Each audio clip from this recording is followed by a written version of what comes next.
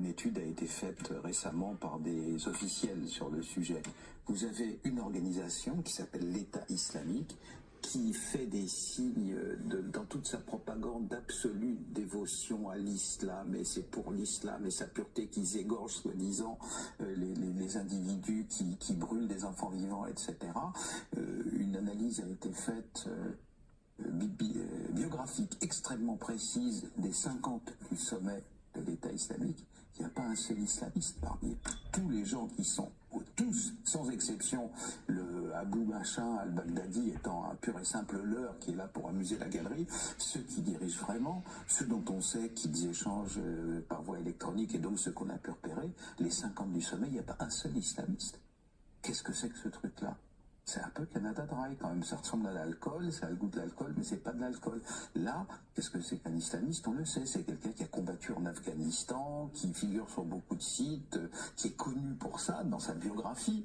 On ne devient pas chef d'une organisation comme ça en claquant dans ses doigts et en 5 minutes. Donc là, dans la direction de ce qu'on appelle l'État islamique, il n'y a pas un islamiste. C'est des gens qui, dans une phase antérieure de leur vie, étaient connus pour courir le guilledou, boire du pinard. Voilà, c'était des généraux de l'armée de Saddam Hussein, généralement. Généraux le plus souvent laïcs. Voilà la situation. Donc quand on nous dit l'État islamique nous attaque, je réponds, c'est une précision insuffisante. Qu'est-ce que c'est que ce machin? Et personne n'a de réponse, alors. Personne.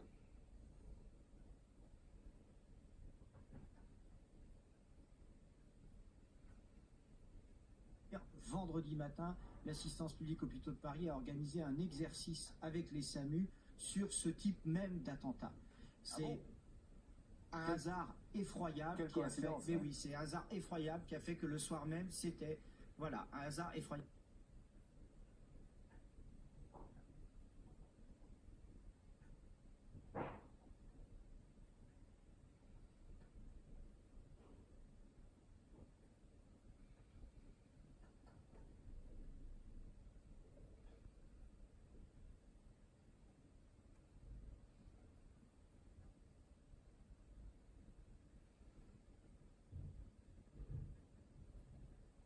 Sur comment est-ce que c'est possible.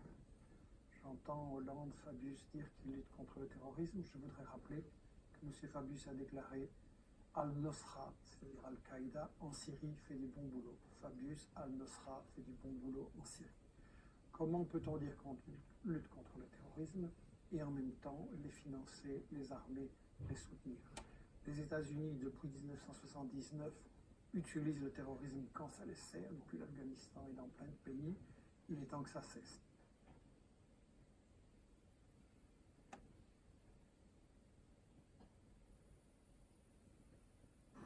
Est-ce qu'aujourd'hui, dans notre pays, vous, François Hollande, vous trouvez que les choses sur les libertés sont en danger? Je crois qu'au nom d'une cause qui est juste, nécessaire, lutter contre le terrorisme, on est en train de faire des amalgames et des confusions. C'est-à-dire que celui qui n'est plus dans la norme, qui peut avoir un comportement déviant, qui peut parfois même être au-delà de la loi, peut être assimilé à un terroriste. Ce qui, là, est une atteinte grave aux libertés. Pourquoi on fait ça? Pourquoi le pouvoir politique fait ça selon vous? Je crois qu'il y a d'abord une espèce de mouvement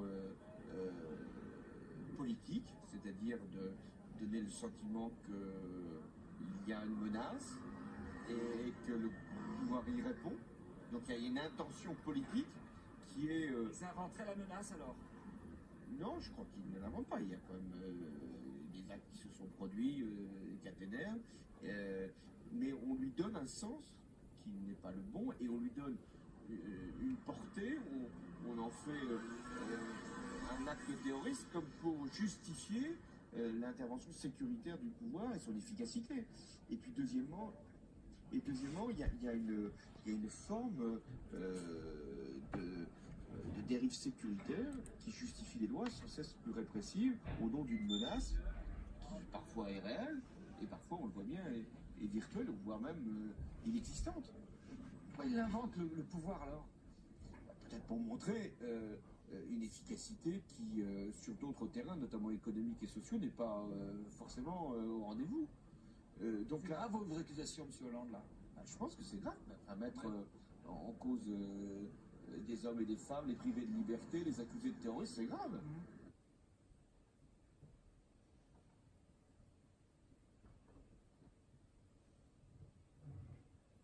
Voici ce qu'a révélé, c'est pas moi qui le dis, ce sont les rapports officiels de toutes les polices d'Europe. Nous avons à gauche les personnes suspectées des attaques terroristes. Il s'agit des suspects de toutes les attaques terroristes à travers toute l'Union européenne sur les 5 années 2006-2010 en fonction des incriminations. 2,7% on a suspecté dans 2,7% des cas qu'il s'agissait d'attentats venus de l'extrême droite.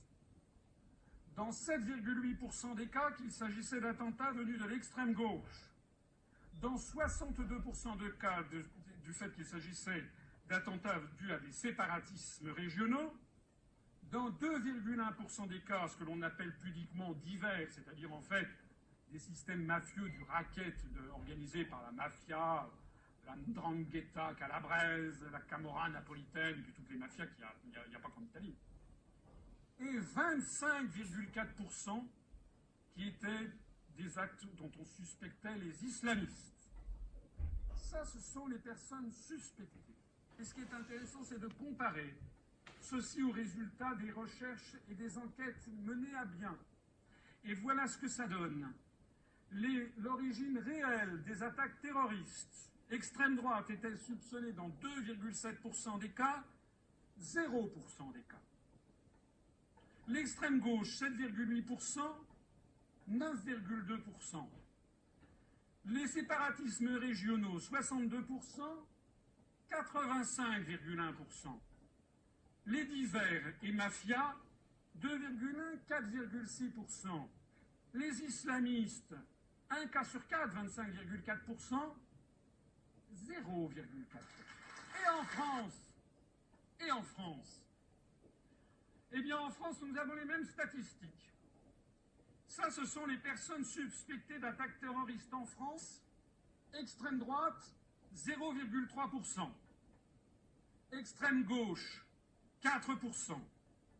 Séparatismes régionaux, 69,2%. Les divers et mafias, 0,4%. Les islamistes, 26,1%. Personnes suspectées. Et maintenant, après les enquêtes menées, quelles ont été les origines réelles? Extrême droite, 0,3%. Donc l'origine réelle, 0,3%, 0%. Extrême gauche, 4,4%, 0%. Séparatismes régionaux, 69,2% suspectés, 95,4%. Divers, 0,4, 4,6%. Islamistes, 26,1%, 0%.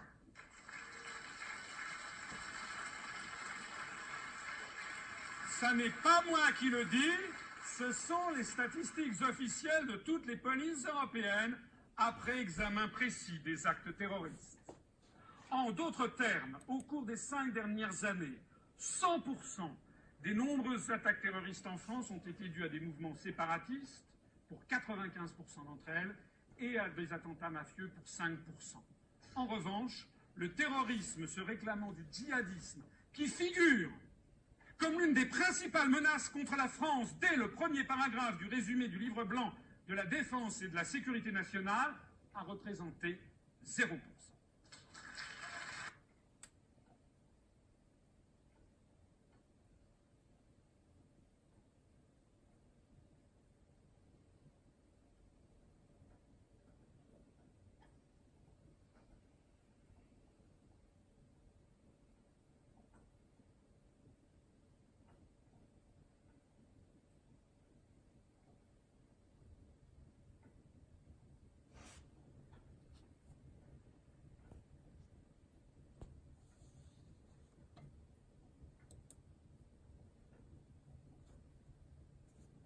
La Syrie subit depuis 2011 une tentative de déstabilisation. Il ne s'agit pas d'une guerre civile, mais bien d'une invasion étrangère. Et les djihadistes qui quittent notre pays pour mener la guerre soi-disant sainte en Syrie sont une preuve supplémentaire. Et le but, c'est de détruire la Syrie telle que nous la connaissons aujourd'hui, pour diviser le pays, affaiblir l'Iran et permettre au projet du Grand Israël de voir le jour. Dois-je vous rappeler que ce projet prévoit d'étendre Israël du Nil jusqu'à l'Euphrate, recouvrant ainsi la Palestine historique, le Liban, la Syrie, comme par hasard, la Jordanie, une partie de l'Irak et une partie de l'Égypte. L'Égypte, bien ça alors, comme c'est bizarre, quand on connaît ce projet sioniste, on voit sous un autre œil les révolutions de ces dernières années dans les pays arabes. La montée au pouvoir en Tunisie, en Libye, en Égypte, d'islamistes radicaux, qui ne sont que les petites mains du Qatar et de l'Arabie Saoudite, jouent le jeu de ce grand Israël. Et le renversement du pouvoir laïque Bachar el-Assad, pour le remplacer par un gouvernement américano-israélo-islamiste, est une étape de plus dans la réalisation de ce projet. Et comme le disait Bernard-Henri Lévy, les printemps arabes, c'est bon pour Israël. Dès lors, face à ce qu'on doit appeler une violation grave de la souveraineté d'un État indépendant par un État voyou, comptez-vous, au nom de la Belgique, condamner les frappes militaires israéliennes en Syrie et exiger des sanctions à l'encontre du régime israélien. Et enfin, Carla Del Ponte a reconnu qu'il était prouvé que les rebelles syriens, que la Belgique et la communauté internationale soutiennent jusqu'à présent, ont fait usage d'armes chimiques, dont du gaz sarin. Et dans ces conditions, en tant que défenseur des droits de l'homme, allez-vous enfin revoir la position de la Belgique et soutenir le président Bachar el-Assad, qui est victime du complot que nous connaissons aujourd'hui?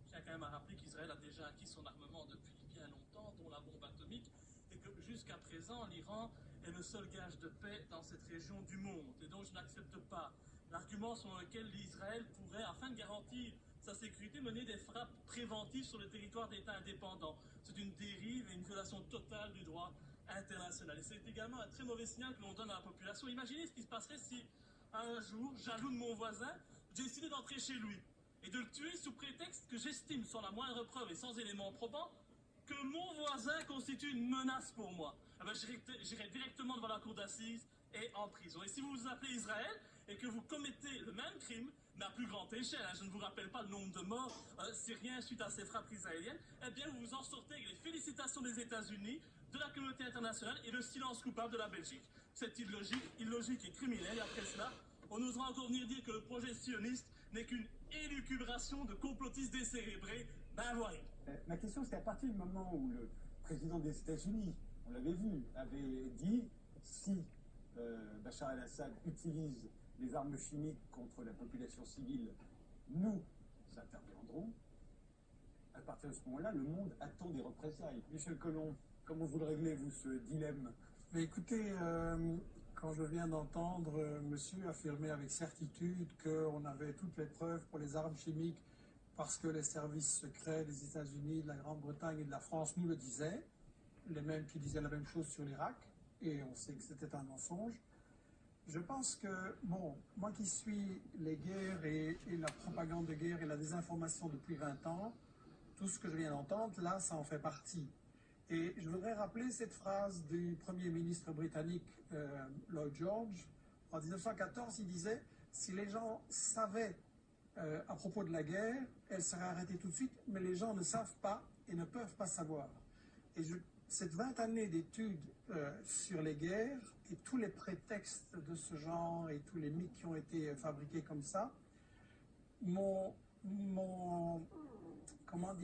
amené à penser qu'il est très important que les gens qui nous regardent et qui nous écoutent réfléchissent que dans chaque guerre, on applique ce que j'ai intitulé les principes de la propagande de guerre. On ne peut pas évidemment dire qu'on fait la guerre pour le pétrole, pour le gaz, pour le fric, etc. Donc, il faut travailler l'opinion publique, premièrement en cachant les intérêts, et je m'excuse, la question de la Syrie, c'est très simple, il y a du pétrole, il y a du gaz, il y a des gazoducs, il y a des projets énormes en dessous de la Méditerranée qui intéressent Israël, tiens, et quand on voit que Total et le Qatar, maintenant en Libye, se partagent le gaz, ben, il ne faut pas faire un dessin. Le deuxième grand principe de la propagande de guerre, c'est de cacher l'histoire.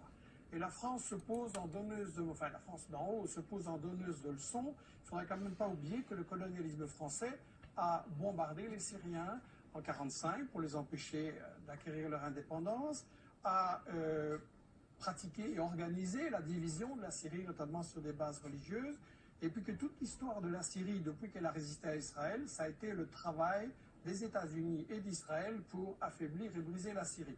Et Roland Dumas disait il n'y a pas longtemps qu'il y a 2 ans, on lui avait dit à Londres, on prépare quelque chose contre la Syrie, est-ce que tu veux en faire partie? Il avait dit non, 2 ans avant les manifestations. Le troisième grand principe de la propagande de guerre, c'est qu'il faut absolument, quand on a décidé d'attaquer pour le pétrole, le gaz ou le fric, il faut absolument diaboliser l'adversaire.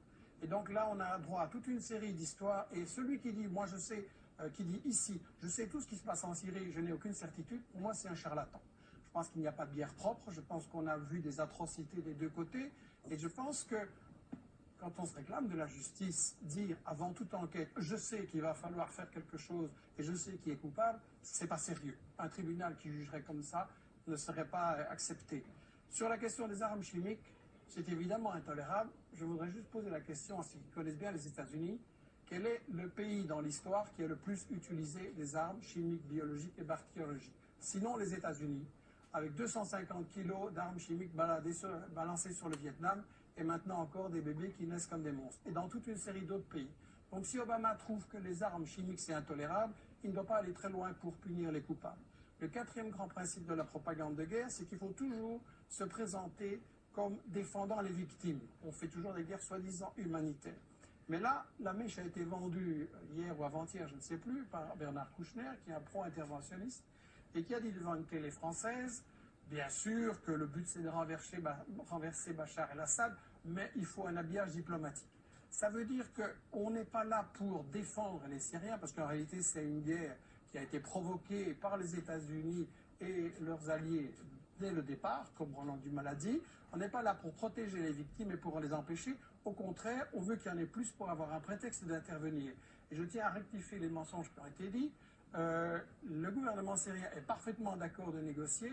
Et ce sont les États-Unis, la France et le Qatar qui ont dit non, on ne négocie pas, on veut gagner militairement sur le terrain. Que Bachar el-Assad a dit qu'il voulait bien négocier. Oui, tout à fait. Et le 5e et dernier principe de la propagande de guerre, très brièvement, c'est qu'il faut monopoliser le débat et empêcher les opinions adverses. Et donc, on a dans les médias français un alignement sur cette propagande que vous avez montrée là au début. Et quand M. Hérault s'amène en disant « j'ai la preuve sur les armes chimiques », et qui commence par répéter dans son discours pendant des minutes et des minutes tout ce que tout le monde sait et que personne ne nie, et puis qu'à la fin, il dit les services secrets m'ont dit que c'est Bachar. Il n'y a aucun journaliste pour dire oui, mais les preuves un peu sérieuses, s'il vous plaît. Et donc, quand on voit des gens comme Fabius, comme Bernard-Henri Lévy, comme Hérault ou BHL, qui viennent avoir le courage de bombarder, mais pas le courage de débattre devant des gens qui connaissent le dossier et qui ont les arguments contraires, il faut quand même beaucoup se poser la question. Et j'insiste sur cette question des 5 principes de la propagande de guerre, parce que, et ce sera ma conclusion, l'année prochaine, vous risquez peut-être de m'inviter sur l'Iran, ou sur l'Algérie, ou sur le Venezuela, ou le Congo, ou l'Érythrée, ou le Zimbabwe, et ça va être chaque fois la même comédie, chaque fois avec les mêmes arguments. Il n'y a pas de guerre vraiment humanitaire, il y a toujours des intérêts pour le fric, il y a toujours des intérêts pour les matières premières. Il est temps quand même qu'on se dise, si on veut une humanité solidaire et mettre fin aux guerres, il faut voir qui provoque ces guerres.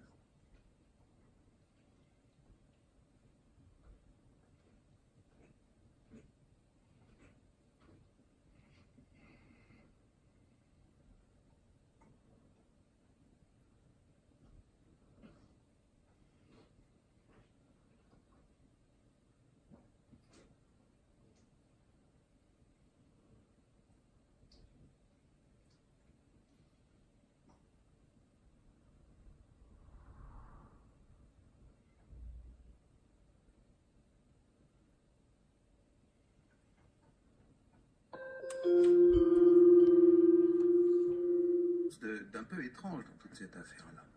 Les gendarmes vont l'arrêter le matin chez lui, hier matin. Pourquoi des gendarmes? Parce que l'infraction commise était en zone gendarmerie. Donc, ok, normalement, les gendarmes, la section de recherche ou quoi, va l'arrêter. Avec les gendarmes qui vont l'arrêter le matin, il y a 2 policiers de la DGSI. Je ne comprends pas pourquoi, après ça, le secrétaire d'État vient dire on n'est pas sûr que ce soit un islamiste. Enfin, la DGSI ne se déplace pas pour les voleurs de poules. Donc, premier point d'étonnement. Deuxièmement, une fois qu'on le rate, qu'on perquisitionne chez lui, il est entre 6h et 7h du matin, hier, on trouve des éléments incriminants, la grenade, une arme de poing, etc.